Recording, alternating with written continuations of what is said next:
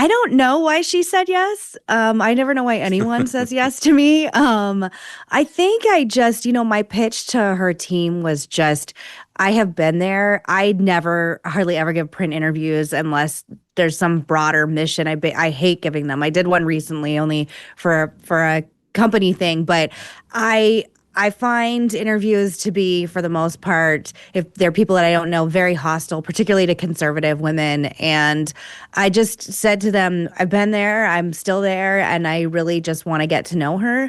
And she hasn't done really very many interviews, and I think the American public is poor for it. I think people are very curious about her, and I want this to be a good experience for both of us. And I just started the ball rolling that way. And her team was like lovely and very easy to work with. And I mean, it was like a difficult interview to land in the sense that she's a prominent figure and she's very, very compelling, but they said yes pretty quickly. So Yeah. I'm very grateful. And thank you again. I mean, I know it's another project of yours, but having the platform at Two-Way, I think also helps because I'm not with a network with an agenda. And I think that also makes people more comfortable.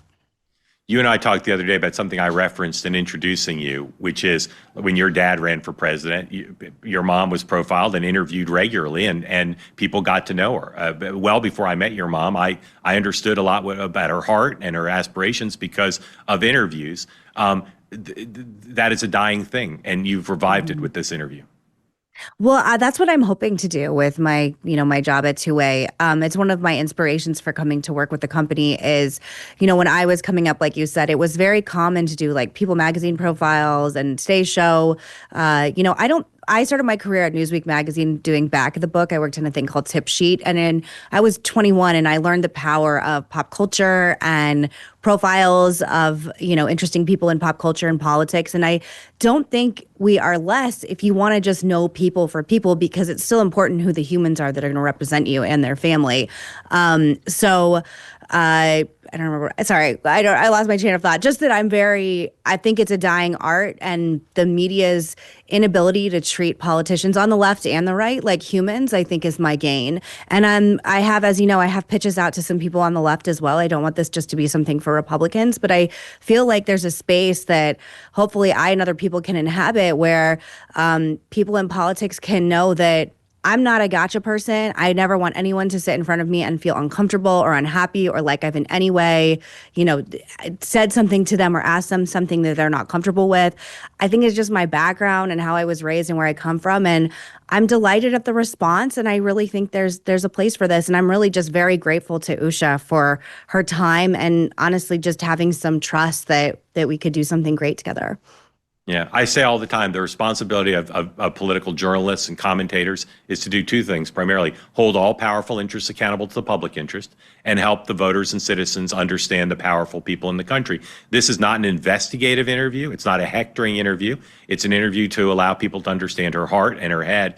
And again, it's a extraordinary specimen of the genre because no one could watch it without feeling like they better understand her. And in this case, it didn't go from a little knowledge for most people to more knowledge. It went from no knowledge for most people, including you to some extent, right? You didn't know her before, to a lot of knowledge. So let's look at a bit of it. This is the Second Lady of the United States, Usha Vance, talking about her relationship with her husband, the Vice President. Number C1, please. Do you mind if I ask a little bit about your love story? Sure. Because everybody's interested. So you met your husband at Yale.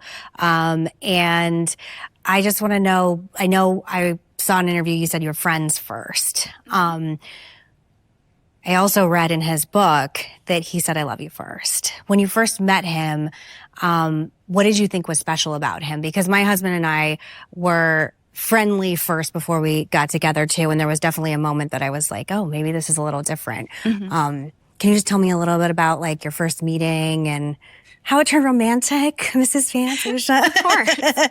So the first meeting would have been in the library. I think I've told people about this before, where we were just on a tour of the library together and we met all the people who were in our classes together. And that I barely remember because, it was a tour. There was just this flood of information and I was really focused on that. But I think we were really lucky that we got to know each other in the best possible setting. We had all our classes together. It was just a really lovely social environment. So I just knew of him as one of the people who kind of held that group together, our small group that was going from class to class to class. Everyone really liked him. He was funny. He, didn't take everything too seriously. He was just obviously really good friend material right off the bat. And so I was drawn to him for that reason. And I think that persisted for quite some time. And it really was when later on in our second semester, when he started to talk more about where he was from and what made him this kind of person who I just found so appealing, that I started to think of him in this different way, as something other than a friend, but one of the more interesting people I'd ever met in my life. Sure. And I think that's what kind of set us on the path towards dating and eventual marriage. All right, Meghan, you're a great journalist, but you're also a great intuitive understander of people. What's your appraisal of how she talks about her marriage as compared to some other folks you know? Well, I said this with you guys earlier on your morning show that it's very clear they're in love, which sadly in politics, that isn't always the case. I really pride myself on being able to read people, particularly political couples. And there's sometimes you meet people and you just, for better or for worse, it's obviously a relationship of convenience or their shared love is political power. And for them, my main takeaway from Usha was just they're genuinely in love. They have a genuine connection. They met in a really organic, normal way in college. And that she's there supporting him in the last thing she thought she would be as second lady or our next potential first lady. And I don't know, I find so much of it really refreshing because the vice president and Mrs. Vance, Usha, are my age and they have children around my children's age. And I have never experienced anything like that in my adult life. Normally, political couples are much older. They have their grandchildren around. And we talk about in the interview the pressure of being like the first millennials in this place. And I found them very normal. When I went to their house, their dog was running around, their children were around, there's a playground in their yard, there's like a pool that, the kids could swim in. Like it just felt like other than it was a naval observatory and it's obviously, guarded within an inch of its life, it could have been any other home in Washington, D.C. filled with children. So I found that really refreshing too. Yeah, so to me, one of the through lines of the interview is they are normal. I mean, she comes across as just such a normal person. Their relationship comes across normal. Their love story, how they met, how they interact now. Here's another way they're quote unquote normal in the modern era. And again, people your age statistically are going to be more attuned to this than people my age, which is they've got a mixed marriage. They're raising three kids with two parents of different religions. Here she is talking about her faith. This is C3, please. You are Hindu and your husband is Catholic. I'm just curious, because I have quite a few Hindu friends in my life, how you incorporate your faith together in your lives and with your children. Well, at the time when I met JD, he wasn't a Catholic. He converted later. And when he converted, we had a lot of conversations about that because it was actually after we had our first child. Maybe it was after Vivek was born, too. I'm having trouble placing the date now. But of course, when you convert to Catholicism, it comes with several important obligations, like to raise your child in the faith and all of that. And we had to have a lot of real conversations about how do you do that when I'm not Catholic and I'm not intending to convert or anything like that. So I actually think it was a really helpful thing to happen because we were obligated to have those conversations as a part of his conversion. And it felt like I could be a part of it and have some, say over the way that the direction our lives were going. So what we've ended up doing is we send our kids to Catholic school, and we have given them each the choice, right? They can choose whether they want to be baptized Catholic and then go through the whole step-by-step process with their classes in school. And so far, our oldest child has done that, and we'll see what our second child does. But we make going to church a family experience. The kids know that I'm not Catholic, and they have plenty of access to the Hindu tradition, from books that we give them to things that we show them, to the visit recently to India and some of the religious elements of that visit. So it is a part of their lives, and they know many practicing Hindus as a part of their lives in their own family. Do you celebrate like Diwali or Holi with them? Any of like the traditions? We're actually hoping to have a Holi party, so we're looking forward to that next year. Beautiful. I think they would love it. No, I mean, you can explain it. It's a beautiful tradition. Yeah, no, I think it would be a lot of fun. Their main point of access is through spending time with my parents and my grandmother. My grandmother is a particularly devout Hindu. She prays every day. She goes to the temple regularly. She'll do her own pujas. And so they access it that way. We spend a lot of time with them. We don't necessarily mark a lot of the holidays at home. What we do is with my family. They'll either call and we'll talk about it. There are certain things that they'll do every year, or we'll see, the gods in their home and be there when pujas are happening and all that.